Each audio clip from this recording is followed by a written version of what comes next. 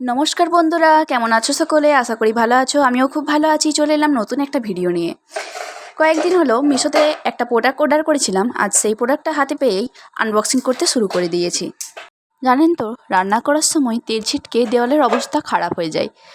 মোছার পরেও না আবার সেই তেল আবার ঠিকঠাক জানেন উঠতে চায় না। দেওয়ালটা দেখতেও বাজে লাগে, তাই দেরি না করে কিচেন ওয়াল স্টিকার অর্ডার করে ফেলেছিলাম। মিশোতে আবার কোনো জিনিস অর্ডার করলে সে আবার প্রোডাক্ট আসতে কয়েকদিন সময় লেগে যায়। আমার আবার ধৈর্য কম, তাই ফোন চেক করতেই থাকি যে প্রোডাক্ট আমি কবে হাতে পাবো। আমার মতো কে কে আছো একটু কমেন্টে জানিও তো। এদিকে দেখো, প্রোডাক্টটা বেশ সুন্দর এসছে। চলো এটাকে এবারে সেট করা যাক। এখানে দেখো, আমি একা হাতেই সেট করতে লেগে পড়েছি। বর যেহেতু বাড়িতে নেই, সেহেতু আমাকে একাই করতে হচ্ছে। অবশ্য কেউ একজন থাকলে ভালো হতো, একটু হেল্প হয়ে যেত। কেউ নেই, তাই একটু টাইম নিয়ে ওর ধৈর্য ধরেই করতে হচ্ছে। আগে অবশ্য যেই বাড়িতে ছিলাম সেখানে অবশ্য টাইলস বসানো ছিল, পাথরও বসানো ছিল। এখানে অবশ্য সেটা নেই।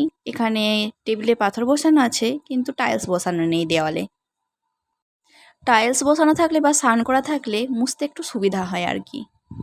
এদিকে বাবুকে খাবার খাইয়ে খেলনা দিয়ে খেলতে বসিয়েছি, আর এদিকে আমি স্টিকারগুলো একে একে সেট করে নিচ্ছি।